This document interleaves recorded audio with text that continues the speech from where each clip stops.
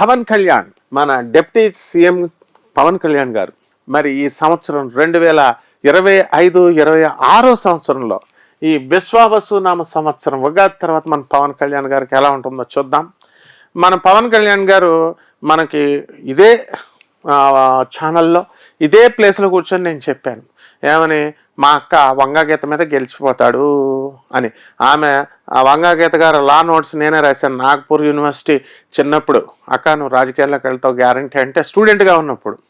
ఆమె ఫ్రెండ్స్ అయిన మంగతాయారు, ఆమె ఫ్రెండ్స్ అయినటువంటి రమాదేవి చౌదరి, రాజమండ్రి, కాకినాడ రమాదేవి చౌదరి కాకినాడ వెళ్ళిపోయింది, అక్కడ రాజకీయాల్లోకి వచ్చింది. అయితే పవన్ కళ్యాణ్ మీద పోటీ చేయాల్సిన పరిస్థితి వచ్చినప్పుడు మరి తప్పకుండా చేసింది.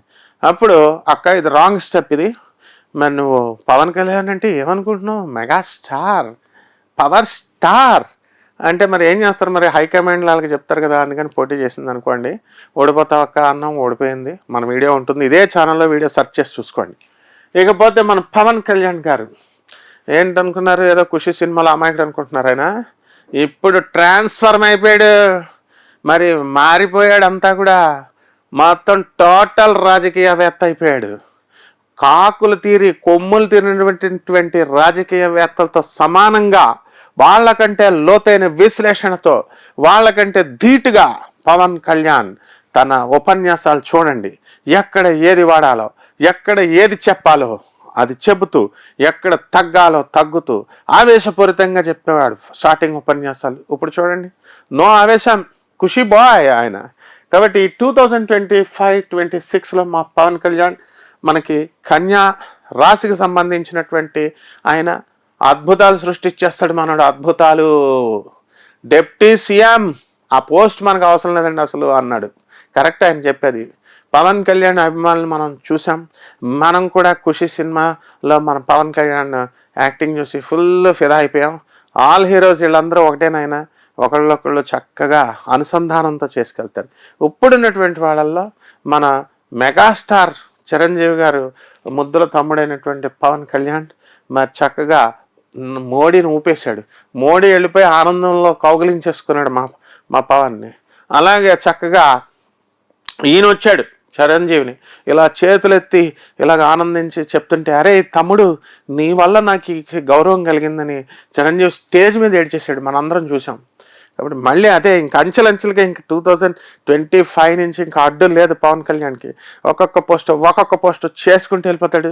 అయితే ప్రజారంజకంగా పిఠాపురం చూడండి, అడుగుతుంటే వాళ్ళు ఏం చెప్తున్నారు, ఏమంటే రోడ్లు బాగుపడిపోతున్నాయి, ఈ బాగుపడిపోతున్నాయి, అక్కడ రావాల్సిన అవసరం లేదు, ఆయన అక్కడ ఉండి డిప్యూటీ సీఎం గారు కదండి, ఆయన ఇక్కడికి వచ్చి ఎలాగండి చేయడం, ఎస్ అక్కడుండే చేయమనండి డిప్యూటీ సీఎం గారు.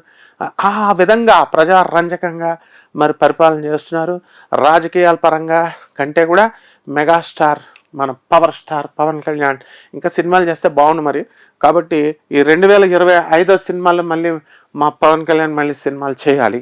ఒక్క సినిమా అయినా సరే జాక్ పట్టుకొట్టేస్తాడు, అందులో డౌట్ లేదనమాట. వచ్చేస్తాడు మా వాడు కొత్త సినిమాతో. ఇప్పుడు ఈ యొక్క కేతు ఫారెన్ టూర్స్ ఏంటి ఆంధ్రాని పరిపాలించడం, ఉత్తరాది వాళ్ళు ఏమైనా పెద్ద గొప్ప ఏంటి? మన పవన్ కళ్యాణ్ ఉత్తరాదిన తన మార్కుని సృష్టిస్తాడు. తనదైనటువంటి శైలితో మన తెలుగు వాళ్ళ సత్తాను చూపిస్తాడు. కాబట్టి 2025లో మనకి పవన్ కళ్యాణ్కి రాహు ఫుల్ కోఆపరేషన్, విదేశాల మీద విదేశాలు, ప్రాజెక్ట్స్ మీద ప్రాజెక్ట్స్, మొత్తం కంపెనీస్ అన్నీ కూడా ఆంధ్రాకి తీసుకొచ్చి పెడతాడనమాట. కాబట్టి చంద్రబాబు నాయుడు గారి మరి చక్కగా మన పవన్ కళ్యాణ్ యొక్క కోయిలేషన్, వీళ్ళిద్దరి యొక్క కోఆపరేషన్ పరస్పరంతో ఆంధ్ర దేశాన్ని ముందుకు తీసుకెళ్తారు. తప్పకుండా రాజకీయాలు అంటే మళ్ళీ తిట్టుకుంటారులే ఆ పార్టీ వాళ్ళు ఈ పార్టీ వాళ్ళు. అందుకని ఒక పవర్ స్టార్ ఒక సినిమా యాక్టర్గా మళ్ళీ ఒక సినిమా యాక్ట్ చేస్తాడు ఈ సంవత్సరం. ఇట్స్ అ ఛాలెంజ్ అనమాట. మా పవన్ కళ్యాణ్ సినిమా యాక్ట్ చేయకపోతే అడగండి, నా కోసమైనా చేస్తాడనమాట సినిమా. ఆ తర్వాత సూపర్ హిట్ ఇస్తాడు. కాబట్టి పవన్ కళ్యాణ్ గారు కొడుకును కూడా ఎంట్రీ చేసేస్తారు ఈ సంవత్సరం. మరి ఇంకా అనేకమైనటువంటి వినూత్నమైనటువంటి కార్యక్రమాలు 2025-2026లో చేస్తాడు. కావాల్సి చూసి మళ్ళీ మీరంతా కూడా నాకు కామెంట్ బాక్స్లో పెట్టండి. బాయ్.